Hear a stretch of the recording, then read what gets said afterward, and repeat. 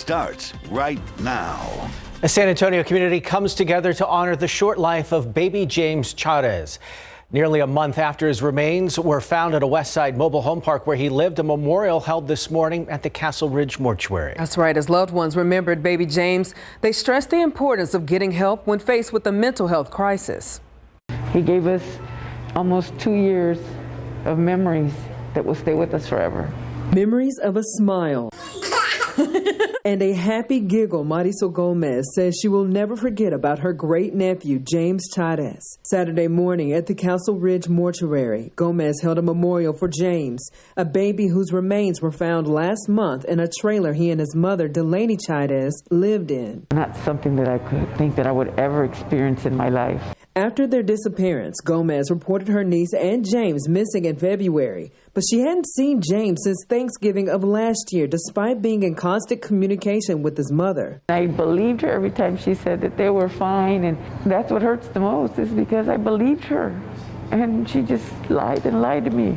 Following a statewide search, Chavez was arrested and charged with tampering with evidence. San Antonio police saying they found blood on a crib sheet during their initial search of her trailer. The disappearance, the blood, and now James's remains, still all very shocking to Gomez. I think about the relationship that they had together, so I don't understand how a switch could be flipped that quick. KJ's Angels Executive Director Jasmine Anderson has been closely assisting the family, raising funds and awareness about this case. She and the family believe mental health played a role in this tragedy. Delaney shut her family out and pretended that everything was okay, and we can't do that. The family hopeful to get James's remains for cremation before what would have been his second birthday, July 16th. James left, and he left a big hole in our heart.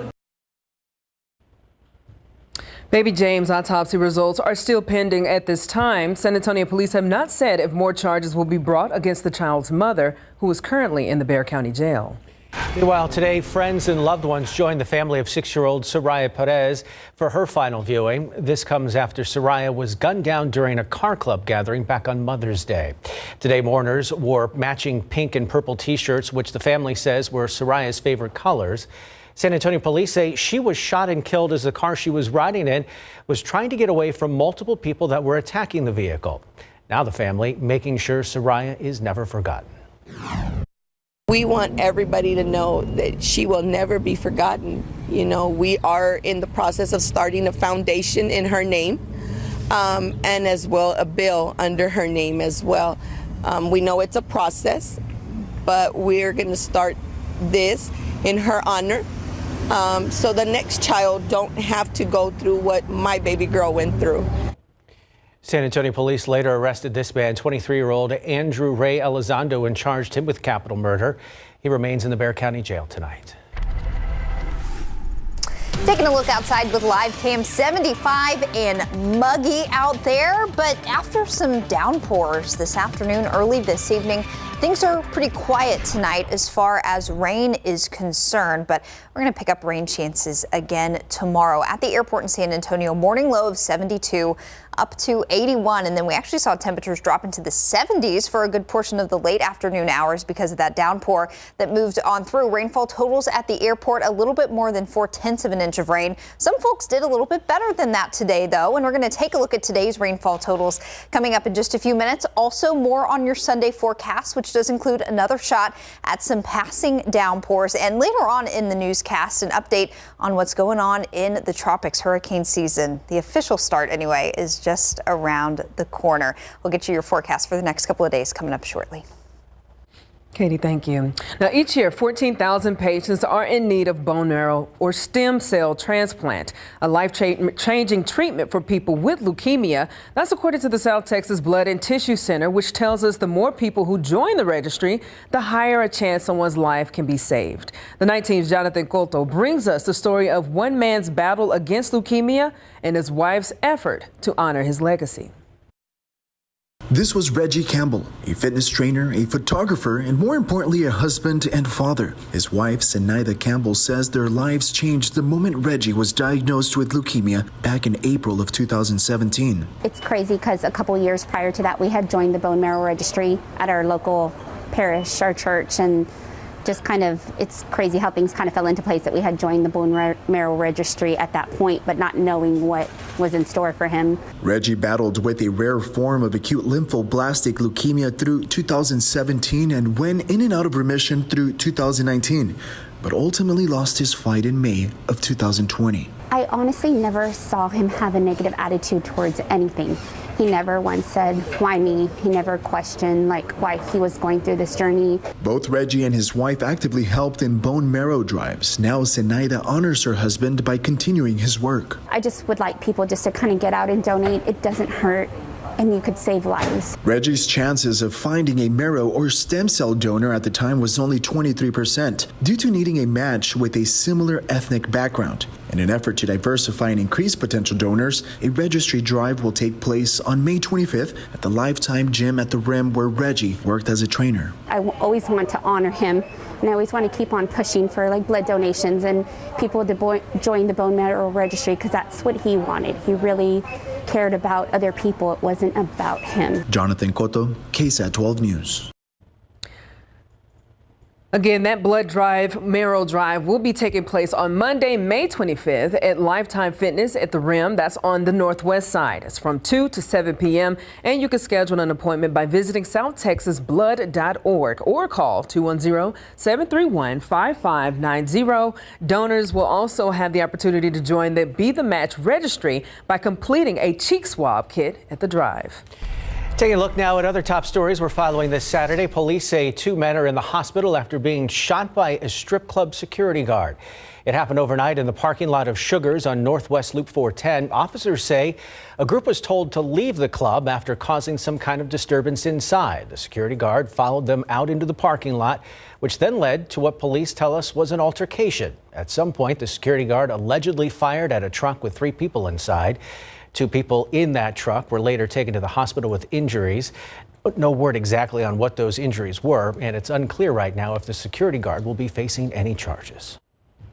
We got our first look today at a man accused of shooting another man in the head yesterday. This happened on King William Street, south of downtown. Police identified the suspect as 19-year-old Juan Solario, who's now facing multiple charges, including aggravated assault with a deadly weapon. The incident happened at a home on King William Street. Police say Solario argued with another man while working a construction job and later shot him. We're told that he then ran off and carjacked a couple. Solario was arrested after crashing the stolen car 3 miles south of the shooting. The man who was shot is in critical condition. The couple was not hurt. Shifting gears now, in less than a month, Fiesta 2021 will be kicking off. That's why today city leaders were out at a vaccination event. This time it was Fiesta themed and over on the south side. Councilwoman Rebecca Villagran says districts 3, 4, and 5 have been particularly hit hard by the COVID-19 virus. Residents in those districts got the Johnson & Johnson vaccine today. Councilwoman Villagran says it's the best way to make sure Fiesta is safer. We want to make sure everybody's ready to Fiesta safe. So the best way to do that is to make sure that you get vaccinated. You know, if you're going to wear a mask or not, that you know that your neighbor is going to be vaccinated. So that's what we want to make sure. If you missed out on today's event, there is another vaccine event happening tomorrow. That'll be at Holy Redeemer Catholic Church, which is located off of Nevada Street. It'll be from 8 a.m. to 11 a.m. They'll be giving out the Johnson & Johnson vaccine once again. Happening tomorrow night on the Nightbeat. Have you found yourself heading to the store to pick up the latest phone model or game console and found that they're not in stock? What about shopping around for a new car, but the one that you want isn't on the lot and you're told that it won't be anytime soon? Well, there's a reason for that. Over 70% of the chips in the world on the supply side have been disrupted. What can you do about it? He's talking about semiconductor chips, an essential piece of nearly every kind of technology out there. Now, without them, things we use daily like our phones, smartwatches, even modern refrigerators and washing machines are rendered useless. So what's causing the current global chip shortage and how can it be solved? We dig into that matter during a special report tomorrow night at 10:30 right here on the Nightbeat. Coming up on the Nightbeat tonight, new signs the U.S. is turning the corner in its battle against the coronavirus as new cases reach their lowest level across the country. The rate of those getting the shot also declining. The latest on the race to vaccinate. Next on the Nightbeat.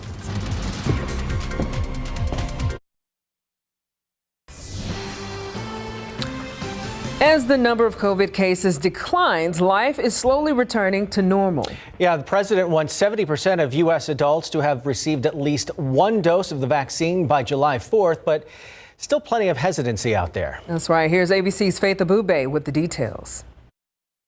The nation's daily average of new coronavirus cases plunging nearly 90% since early January. But even as reported deaths are decreasing, an average of 500 people have died from coronavirus every day over the last week. Several states are offering incentives to get people vaccinated. How about a chance to win $1 million? Take your shot, Oregon. On Saturday, Rhode Island becoming the 8th state with more than 70% of adults having received at least one dose. President Biden wants the entire country to reach that milestone by July 4th. I believe that's an attainable goal. You're going to see an even greater decline to the point where the cases on a daily basis are not of any concern. Kyle Barnes regrets not getting the shot. She spent 2 weeks in the hospital and now is home with COVID complications. If I could go back in time, after everything that I've gone through, I would give a lot to have been able to get that vaccine. With nearly 128 million Americans now fully vaccinated, life is showing signs of returning to normal. In Las Vegas, in New Orleans, and in New York, the Barclays Center, home to the Brooklyn Nets, opening to more than 10,000 fans for the team's first playoff game. This is one small step, we believe, but an important one, a symbolic one for New York City getting back and up and on its feet. Faith Abube, ABC News, Washington. Back here at home, it was not a complete washout for your Saturday today, but some of the showers that they hit hard and heavy. I was getting hit with a lot of mist in my face. There was a lot of that this morning, and then this afternoon as things heated up just a little bit, we got some of those heavy downpours like what Tim was talking about, and we'll see a lot more of those downpours on Sunday. So a few quick notes about what you can expect tomorrow. More passing tropical downpours. I say tropical downpours because we've got a very tropical air mass in place. You can tell that just by stepping outside. It is humid. We've got really saturated air, and that's going to result in some heavy rain with any downpours that move through tomorrow.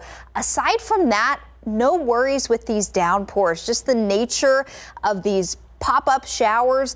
They do produce heavy rain, but no severe weather, so no worries in terms of hail or damaging winds. A few lightning strikes, certainly not out of the question, but mainly just looking at heavy rain. And a note, not raining all day long tomorrow, but there will be some downpours around at times. Rainfall today, pretty hit or miss here. We had a nice little train of some downpours that moved through western Lavaca County, that gave Hallettsville almost an inch of rain.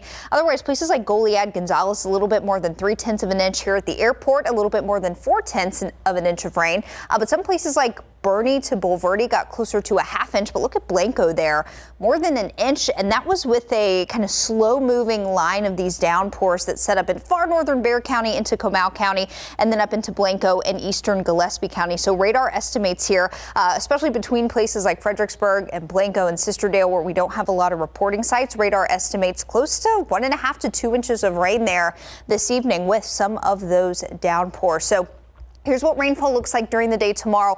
I really like this as it fills in because you can kind of almost see where this model thinks that those downpours will be. Underneath those downpours, that's where we could have some rainfall totals up close to 1 inch of rain. Places that maybe see 1 or 2 of those downpours, maybe even 3 tomorrow, could get closer to 2 inches of rain. And then even some locally higher totals, more than 2 inches of rain possible. That's going to mainly be reserved for counties south and east of San Antonio, from Gonzales down to Karnes County, Goliad, and then points east. This is where there is a flash flood watch in effect until Monday morning. Ground is very, very saturated here between San Antonio and Houston, and this is where we could have a higher coverage of some of those very heavy downpours tomorrow. So places shaded in green here that get multiple downpours tomorrow, we could start to see some very isolated flash flooding issues develop. So that is something to just keep in mind from Gonzales over to Hallettsville, down to Goliad. That'll be through Sunday and into early Monday morning. For right now, things are pretty quiet out there. 75 at the airport. It is humid. That dew point sitting near 70. It is muggy, muggy, muggy, and that will not be changing. But again, that aids in our potential for some heavy rain. Radar now is very quiet. Once we lost the heat of the day this evening, any of those downpours that remained really fizzled out, and things are very quiet. Few downpours still north of the hill country, but those will be moving away from us closer to central and north Texas tonight. So I do expect things to be pretty quiet overnight, but by early tomorrow morning, we could start to see a few of these showers moving in from the south and east. I do expect coverage of rain to become highest by midday, continuing through the afternoon. Again, it's the heat of the day. It's going to help to spur on these downpours during the day tomorrow. So through late afternoon, essentially through sunset, these downpours will be around. But just like what we're seeing today, quieting down after we lose the heat of the day. There will be some activity way to the west tomorrow, but I don't expect that to impact even any of our westernmost counties. More downpours as we get into Monday. So we'll be stuck with this really juiced up atmosphere through early next week. And that's going to keep these scattered downpours around. Again, not a total washout tomorrow. These downpours will come and go, but you certainly could get some heavy rain Sunday and into Monday. Rain chances wrap up by the middle of next week. Katie, I swear, it seems like it was just yesterday where we were like literally begging for rain. Right. And when now it rains, it pours. Yeah, Mother Nature is making up for it. Yep. Thank you, Katie. All right, as the school year winds down, the high school softball and baseball playoffs are heating up, Larry. Yeah, that is correct. And the Judson Rockets faced elimination earlier today. They won Game 2 to force Game 3 against O'Connor, and then those bats came alive for Judson. Plus, Smithson Valley, Reagan, baseball game. Game 3 of that series was a wild one. We got the highlights coming up.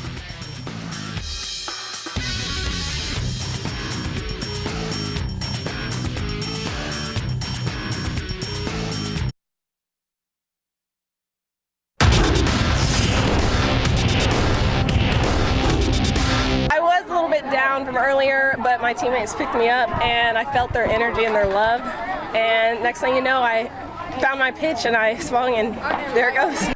Judson Jr. Keely Williams came up with some clutch hits to help the Rockets make program history in big board sports.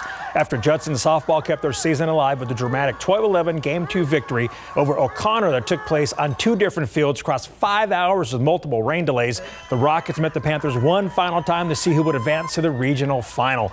Game scoreless heading into the top of the 5th inning, but that's when the Rockets strike. Emily Ayala sends one deep to right. That hits in fair territory. Lauren Ramos comes home and Judson leads it 2-0. After a pair of bases loaded walks, Judson leads 4-0 and has the bases loaded again for Texas A&M commit Keely Williams. And watch this ball fly. That is way out of here. A grand slam blows this game wide open. Judson scores 8 runs, only 2 outs in the inning, and they lead 8-0. Top of the 7th, they keep pouring it on. This time it's Ramos deep to left, and you can forget about it. That's a 2-run homer. The Rockets win at 12-0, and for the first time in program history, Judson is heading to the Class 6A regional final.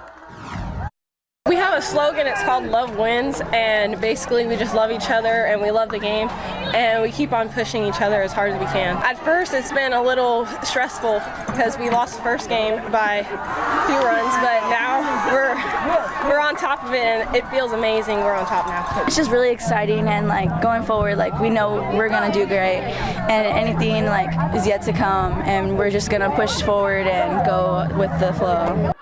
Judson will take on Austin Bowie in the regional finals next week. Another huge game in Class 6A baseball. Reagan taking on Smithson Valley in Game 3, the regional quarterfinals. We're in extras. Game tied at 4. Bases loaded. Top of the 8th. Tegan Peoples draws the walk, and he celebrates heading to first base. Ryan Beard scores, and Reagan leads 5-4. 3 outs away from victory, but Smithson Valley rallies in the bottom of the frame. Tim Arguello sends a base hit into right. Cameron Hodges rounds third, and they're going to send him. The ball goes through the catcher's legs. Hodges is safe, and we're tied at 5. Line keeps moving. Few batters later, Ethan Gonzalez drills one to the gap and left center. Kaysen Wells scores, and this ball game is over. Smithson Valley walks off and heads to the regional semis. 6-5 is the final. Overwhelming, very exciting, very overwhelming, you get nervous a lot, but we know we will pull through. We know. It's the best thing. It's what you dream of when you're a little kid. Probably the best atmosphere I've ever been in, and I loved it. Came out on top. Smithson Valley advances to the regional semifinals and will face Eagle Pass. And in Class 4A baseball, third round, Navarro beat Canyon Lake tonight 3-2 to win that series 2 games to 1. They will play Cal Allen in the regional semifinals. The NBA playoffs started today with the Miami Heat at the Milwaukee Bucks at 6-3. Fourth quarter, Heat down 2 just moments after Giannis missed a free throw for a 3-point lead. Miami's Jimmy Butler drives around Giannis and lays it in at the buzzer, tying this at 99-all and forcing overtime. But the Bucks get the dub. Chris Middleton makes a jumper with 0.5 of a second to go. Milwaukee wins Game 1, 109-107 in overtime. In the West, Mavericks at the Clippers, 5-4. Third quarter, Kawhi steals the ball, and then he destroys Maxi Kleber at the other end with a monster slam dunk. Leonard led the Clippers with 26 points as you look one more time. But the Mavs and Luka Doncic were better, outshooting the NBA's best three-point team 17 threes to 11. Luka led all with 31, and the Mavs win Game 1 in LA 113-103. And coming up later in sports, an all-star high school football game from Pleasanton High School, and I know, Tim, you're going to like this one. I like football any time of the year, Larry. You know that. I know. Thank you. We'll see you next half hour. Coming up on the Nightbeat, a 6-year-old boy on his way to school was shot and killed on a Southern California freeway Friday. The latest on the efforts to find the person responsible. Next. A 6-year-old California boy riding in the back of his mother's car on his way to school was shot and killed Friday morning in an apparent road rage incident. Investigators and the boy's devastated family now asking the public for help. Here's ABC's Zoreen Shaw with the details. A 6-year-old boy on his way to school was shot and killed Friday morning on a Southern California freeway. The suspect is still on the loose. People should know what happened to my little brother. His name is Aiden. He turned 6 last week. He was just on his way to school. Authorities say Aiden Leos was riding in a booster seat in the back of his mother's car when an apparent road rage incident escalated. The fatal shot went through the trunk. Someone pulled out a gun and shot my little brother in the stomach. And he said, "Mommy, my tummy hurts." So she went and she picked him up. And he was bleeding on her. Investigators believe the suspect was driving a white sedan. If you were in the area and you have a dash cam, please call our office. We want to look at that video. Police don't believe Friday's incident is related to a series of pellet or BB gun shootings along Southern California's highways. At least 80 shootings reported to California Highway Patrol since April, 8 on Thursday alone. Are looking for you, and we ask you to stop before somebody gets seriously injured. A memorial now growing on a nearby overpass to honor little Aiden, his family devastated by his senseless death. You have no idea what you took from us today. They are now asking for the public's help. Please help us find the people that did this to my little brother. Zoreen Shaw, ABC News, Los Angeles. Heartbreaking story right there. Other top stories making headlines around America. Los Angeles police have made an arrest in connection with an anti-Semitic attack on a Jewish man outside a Hollywood restaurant earlier this week. On Tuesday, a group of men carrying a Palestinian flag assaulted Jewish people who were dining outdoors. The suspect is currently charged with assault with a deadly weapon, but hate crimes charges are pending. In fact, the LAPD is requesting the suspect's bail be enhanced because his alleged crime was motivated by hatred. Police are still working to identify and arrest the other suspects involved. President Joe Biden will host George Floyd's family at the White House next week on the anniversary of his death. Floyd died at the hands of police back on May 25th last year. Biden first met with the Floyd family in June 2020 when he traveled to Houston to offer condolences ahead of Floyd's funeral. Last month, the president also spoke with Floyd's brother after a jury convicted former Minneapolis police officer Derek Chauvin in the killing. The latest visit comes as lawmakers are likely to miss the president's initial May 25th deadline for passing a bipartisan police reform bill. This week's episode of KSAT Explains was all about the history behind all of your favorite fiesta traditions, from the medals to the royalty and, of course, the food. There's a lot to talk about. MARROW author steps into the breakdown booth to explain what you can expect from the episode. Fiesta is back. It's happening in 2021. Show of hands. Who's excited? Lexi, RJ, Val. all hands are shown here. A lot of times we take on some big, complicated topics when it comes to KSAT Explains, but this week it's all about having some fun, and it's all about making a difference in San Antonio, because that's what Fiesta is all about, the party with a purpose. So in this episode, we're taking a look at the why behind some of the most well-known and beloved Fiesta traditions. The parades, the kings, the queens, the medals, Niosa.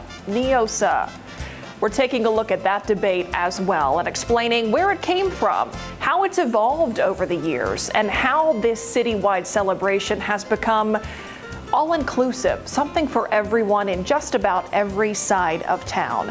So as you're getting geared up to celebrate Fiesta, which we all have to admit is largely symbolic for the city as much as it is a literal party, it does mean that we are finally at a point in our fight against COVID-19 where things can start to feel normal again. We've been craving that. And the chicken on a stick. We've been craving chicken on a stick. So take a look at this Fiesta episode to find out all you need to know about what to expect this year, how things will be a little bit different because of COVID, but also how this party got started in the first place. Go to ksat.com/explains or download the KSAT TV app and check it out on demand. Now that we got you hungry with the chicken on a stick reference, summer is nearly here. For those of you looking to kick up your grill game this year, we've got a few gadgets that might help. That story right after this. Upping your grill game, whether gas, charcoal, or electric, if you are looking to take any grill to the next level, some new tools can help you out. 12 on your side's Marilyn Moritz has a few sizzling ideas for the summer. From sweet s'mores to smoky ribs, some new grill gear can elevate your game. First up, pizza. One thing that trips people up when they're making pizza on the grill is that the bottom crust can burn before the cheese or the toppings have set. The kettle pizza oven has a big, thick piece of steel that radiates heat downward and helps melt the cheese and set the toppings before the bottom crust can burn. It's $225 on Amazon. The kettle pizza oven has a built-in thermometer so you know when it's hot enough to make the pizza.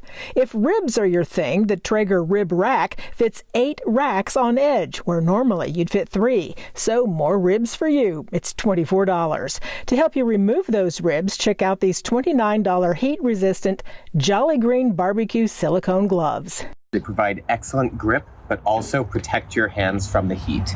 These color-coded s'mores sticks can be used around a campfire or on your grill. They extend to keep the kiddos from getting too close to the flames. $18 on Amazon. If you want just the basics, Consumer Reports suggests this handy toolkit from Cuisinart. It includes a spatula, meat fork, kebab, and corn holders in an organized case. $30. And if you're ready for a new grill, Consumer Reports testers say this is one of the best for your buck. The mid-sized Even Embers gas grill for $395. If you prefer charcoal, this 22-inch Weber continues to top Consumer Reports ratings. It's $165. Marilyn Moritz, KSAT 12 News. Another look outside with live cam tonight. We've got a lot of clouds out there. It is very, very muggy, and that combo will keep us from cooling off too much more than where we are right now. We're 75. Expect we'll be closer to 72, 73 by early tomorrow morning. So hurricane season doesn't officially begin until June 1st, but because Mother Nature does whatever she wants, we already have one named storm. It's way out in the middle of the Atlantic near Bermuda. It's not even going to really affect Bermuda. It's what we call a fish storm, but Anna now already crossed off the list. But for you Frozen fans, don't worry, Elsa's coming. So we have that to look forward to. We are going to switch gears really quickly in just a couple of minutes and talk about a big severe weather anniversary that falls on today. And of course, get you another look at your forecast for your Sunday. We'll be back. Taking a look at weather right now, you got some historic stuff to talk about, huh? Yes. Justin does this day in weather history for us, and those are local events for us here in South Texas. But today actually marks the 10-year anniversary of a very historic tornado event, the Joplin, Missouri tornado. This deadly, historic tornado was 10 years ago today, May 22nd, 2011 in Joplin, Missouri. Here's some of the video from 10 years ago. I mean, the destruction that this tornado caused, just absolutely off the charts. This video is just, I mean, it's shocking. These types of tornadoes, this was an EF5. They completely strip trees. Any structures in their path typically are leveled, and unfortunately that was the destruction that was seen in Joplin 10 years ago today. I actually have a look at the path of this tornado for you. Again, Joplin is between Tulsa and Springfield, Missouri, and the incredible thing about this tornado, its path was so long. So the start there on the left-hand side of your screen takes it across the southern part of the city of Joplin. It crosses I-44 and continues to move southwest, eventually lifting, but not for 22 miles. The path of this EF5 tornado with winds over 200 miles per hour, 22 miles it was on the ground. It caused 158 deaths, unfortunately more than 1,000 injuries, and that makes it the 7th deadliest single tornado on record in the United States. So that was 10 years ago today. Very hard to believe. There were some tornadoes across the U.S. today, but they were confined to Colorado, east of Denver and Pueblo here. A few tornadoes were reported. They were quite photogenic and for the most part over some rural areas. And we do still have some severe thunderstorms across a portion of Colorado tonight. Meanwhile, here in Texas, at home, things are really quiet. There have been a few showers and storms up in the higher terrain of northern Mexico, and that low pressure system that swirled in from the Gulf this morning, it's very, very disorganized now, and it's still producing some showers up closer to North Texas. So a lot of action really in the central portion of the country with that severe weather across the Rockies, and then our shower activity here today. What's going on is we've got an upper level low off on the west coast, upper level high pressure on the east coast. Those are really sitting pretty stagnant. And so that's squeezing a lot of moisture up through the central portion of the country and keeping all of the active weather there. And we're not really going to see this weather pattern change much over the next few days. And so that's going to keep a lot of rich tropical moisture in place over us here in Texas. And that is going to aid in those tropical downpours lingering for a couple more days. Mainly tomorrow into Monday, and then as we get into Tuesday, Wednesday of next week, we'll start to see our rain chances drop off and really just some isolated showers and a couple of storms Tuesday into Wednesday. Again, things are quiet right now. We had some downpours pop up late this afternoon. They lingered into the evening hours, but once we got past sunset, those downpours lost the heat of the day. That's what they need to kind of thrive and keep going. So things are quiet for now. A few showers north of the hill country. Those will continue to move north toward places like Waco and then eventually the I-20 corridor in North Texas. So I expect things to stay pretty quiet overnight. But as we get closer to dawn tomorrow morning, a few showers will start to develop, and then we'll see some scattered downpours move in again tomorrow, primarily during what we would call the heat of the day. So as we get closer to lunchtime, those downpours becoming a bit more scattered in nature. And that will continue through the heat of the day tomorrow, mainly through late afternoon, early evening, and then like what we saw today, things will be pretty quiet this time tomorrow night, heading into very early on Monday morning. Best chance for some of these heavy downpours will be along and east of I-35 as we get into tomorrow. And then as we get into Monday, coverage will really start to be focused closer to the Houston area. Not so much activity back closer to I-35, but still some scattered downpours will be possible as we get into Monday, wrapping up by about Tuesday. Flash flood watch is in place for some of our easternmost counties, Gonzales, Lavaca County down to Goliad. You could see an additional 1 to 2 inches of rain with some locally higher totals. Ground is very, very saturated there, and that could lead to some isolated flooding issues into early Monday. So keep that in mind if you're off east of 35. Here's your forecast for tomorrow. Not a total washout, but there will be some passing downpours around at times, and that will be true into Monday as well. Now, once we cut off the rain chances, we do heat up a bit more, closer to 90 by late next week. I tell you, Katie, all that rain did not stop a lot of families from celebrating their graduates today. It is I want to give a huge shout out to everybody who graduated, but they were doing it all under tents. Yes. Thanks, Katie. All right, Larry knows there are certain sports he talks about and I go, meh. But he also knows the way to my heart by talking about football. Yes, high school football today, Tim. I know you're going to love it. The South Texas Coaches Association All-Star Game allowing seniors one more chance to shine. Plus, SAFC is back in the win column. We got it coming up.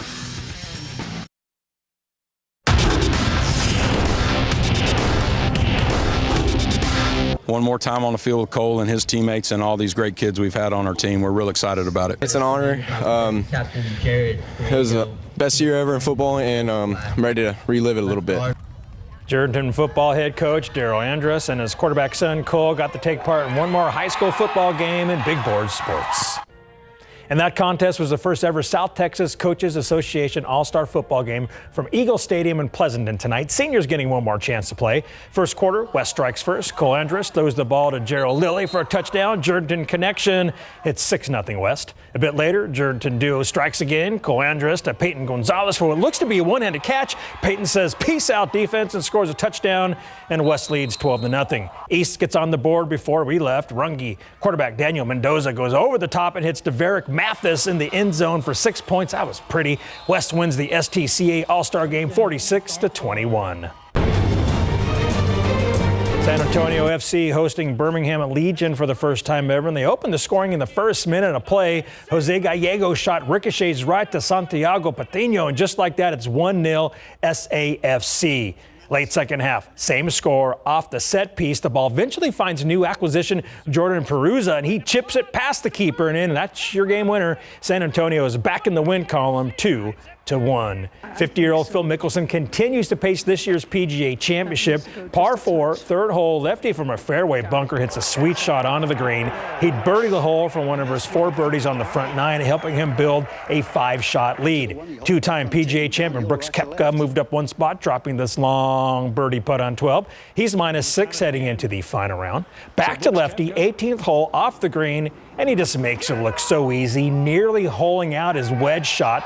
He went 2 under 70 today and leads the PGA Championship at 7 under par as he seeks his 6th overall major and 2nd Wanamaker trophy.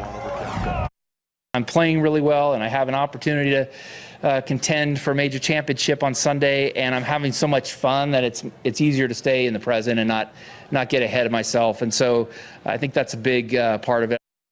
Lefty leads the PGA Championship by 1 shot at 7 under par. Brooks Koepka has 1 back. Louis Oosthuizen, Kevin Streelman, and Brendan Grace are all in striking distance of Phil. Tony Finau, Ricky Fowler, and Jordan Spieth all sit at even par. Rory McIlroy is +5, and Jimmy Walker is 6 over and tied for 58th. Astros at the Rangers in Arlington today. 43rd U.S. President George W. Bush taking in the action. Top of the 4th, runners on the corners for Martin Maldonado. He grounds out to second base. Kyle Tucker scores, and Houston leads 4-2. But Texas rallies back, bottom 7, tied at 4, bases loaded for Jose Trevino, and he cranks one deep and off the base of the wall in left center field. That's a 2-run double to make it 6-4 Texas. They'd score 5 times in the frame, and the Rangers win 8-4. San Antonio IndyCar driver Pato Ward tweeted that he's locked in the big show, starting 12th for the 105th running of the Indianapolis 500. During qualifying today, Pato had a 4-lap average of 230.864 miles per hour. The Fast 9 will go tomorrow, racing for the pole, and the race is on the 30th. Guys? Driver, start your engines. Yes. Stay with us. We'll be back.